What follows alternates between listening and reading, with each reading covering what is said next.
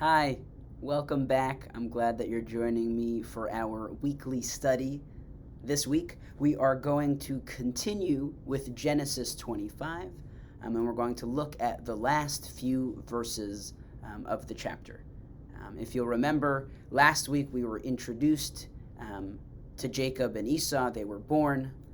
And this week we are going to learn about as they're growing up and kind of focus in these verses on a particular story, an exchange that happens between Jacob and Esau.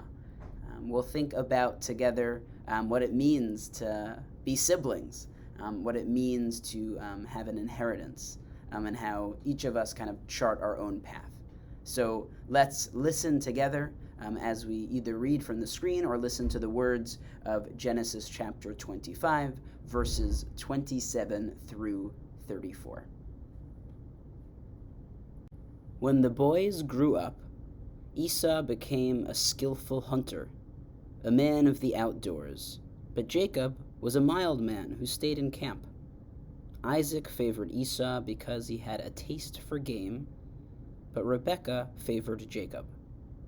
Once, when Jacob was cooking a stew, Esau came in from the open, famished. And Esau said to Jacob, "Give me some of that red stuff to gulp down, for I am famished," which is why he was named Edom. Jacob said, "First, sell me your birthright." And Esau said, "I am at the point of death, so of what use is my birthright to me?" Jacob said, "Swear to me first." So he swore to him and sold his birthright to Jacob. Jacob then gave Esau bread and lentil stew. He ate and drank, and he rose and went away. Thus did Esau spurn the birthright. So it's only a few verses that we read, but really it's chock full of information and details. In classic kind of Torah Bible descriptions, you don't hear a lot of emotions. And the verses, we can kind of just move from one to the next without necessarily pausing and slowing down. So the lads grow up, and we learn about who they are as people. We hear that Esau has become a skillful hunter, a person who's spending time in the outdoors. We remember from last week that he was born already full of hair. So he seems like a kind of an outdoorsman, one who's skillful in those ways. And yet Jacob is what our translation uses as a mild man who stays in the camp. The Hebrew word is tam, which can mean something simple, maybe perhaps a sense of purity also. For those of us who, it isn't the first time that we've studied this, we know that, right, the tradition, the Bible is going to side with Jacob. So just always have that in our minds. So even if it's Jacob is a mild man, there's something positive, at least from the Bible's perspective, that's positive about Jacob. They seem to be so different. Esau, wild, hairy, aggressive, let's say, hunting, and Jacob, mild, stays in the camp, and yet there's also something a little bit cunning about him. We remember from last week when they were born as twins. Yes, Esau came out first, but Jacob was holding on to Esau's heel, and that's why his name Yaakov, from the heel, from the Hebrew word for heel. That's why he's called Jacob. So even though he might be mild-mannered, there's still a cunning part to him, which we hear about in the story that we just read about, Esau selling the birthright to Jacob. Then we learn about the parents. The parents choose favorites, right? Number one thing to learn as a parent, if you have more than one kid, don't pick favorites. And yet the parents pick favorites. Isaac favors Esau because of Esau's ability to bring home the game, right, the meat from hunting. And Rebekah favors Jacob, and we don't hear necessarily a reason why for that. Just a moment to pause when we always think about how these verses connect to us in our own lives, how are you different than your siblings? Did you or a sibling of yours favor or develop a better connection with one of your parents? Were you close with your father or with your mother, or closer to one of them and not the other? And when it comes to your own siblings, did you feel like you were able to understand each other? Could you respect them for who they were? Was there a moment of perhaps realization at some point where you appreciated the differences between the two of you? It's very telling, or maybe a bit kind of maybe ironic, we would say, that Esau is known as the skillful hunter, and yet this next story that begins about Jacob cooking a stew says that Esau comes from the fields, from the open, famished. So I guess he hasn't had a lot to eat. It's kind of I feel like it's scripture, it's the Bible, it's the Torah kind of winking at us. He's a skillful hunter, so then why is he coming in famished?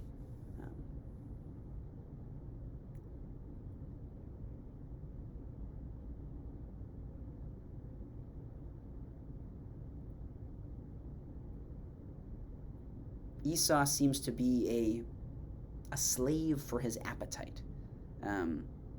He comes in, he's hungry, he immediately needs to get what he wants.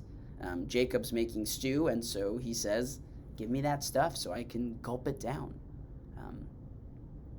And not so different from Esau's kind of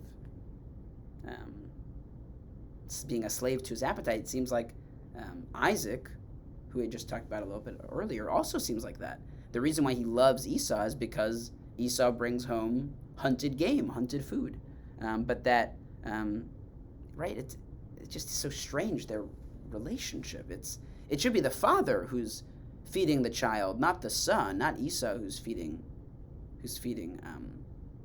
Isaac.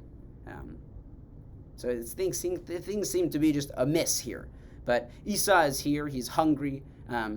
Jacob is there cooking a stew. Esau says, give me some of that stuff. And Jacob says, clearly this is on his mind. He says, well, give me the birthright. The birthright in biblical times, and even sometimes nowadays as well, being that firstborn, having that birthright isn't just about kind of perhaps the property that you would receive, but the blessings. So not just a financial gain, but a spiritual gain as well. There are tremendous blessings to be gained and received by having that birthright.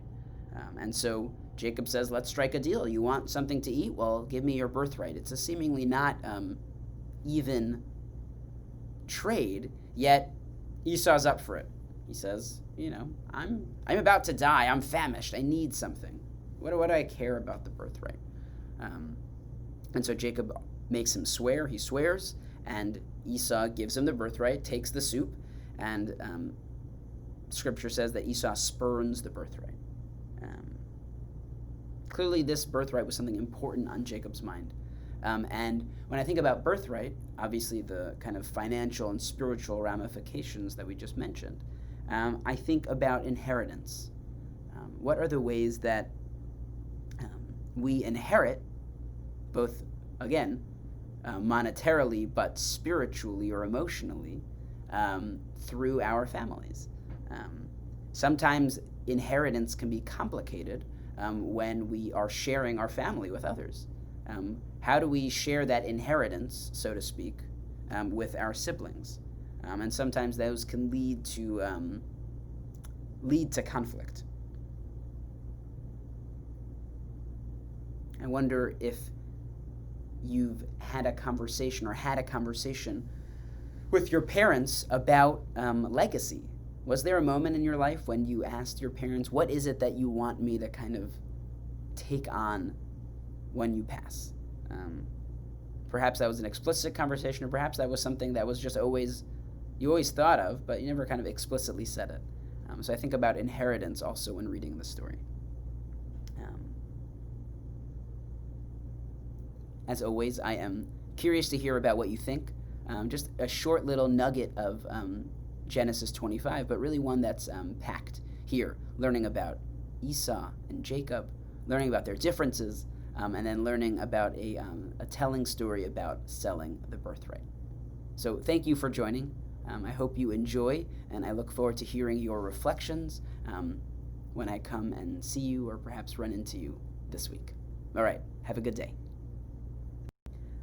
I know we already said goodbye and that I'd see you soon, but one more thought occurred to me, and I was looking over through my notes, and I realized I hadn't mentioned, and I wanted to offer to you.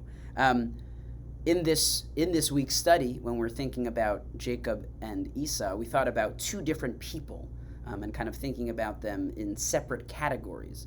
What I wanted to offer you and to think about, at least this time that I'm reading the text and reading the scripture, is that yes, they're different characters, but in what ways do we both possess a Jacob and an Esau? We have, on the one hand, we have our appetites, our desires, what drives us, and then the other hand, we have kind of our cunning sense, our ability to strategize and to kind of hold that appetite in check. And what are the ways that we kind of push and pull, dance in and out between those two? So I didn't want to end before that. So that's just one more thing to think about. Yes, Jacob and Esau are obviously kind of different people and different characters, having different characteristics. But what I also wanted to offer is, in what ways do we actually carry both Jacob and Esau within us, both having this desire to kind of feed our appetites, our desires, and yet at the same time also being strategic and aware and cunning in our day-to-day. Okay, that's it. Have a great day.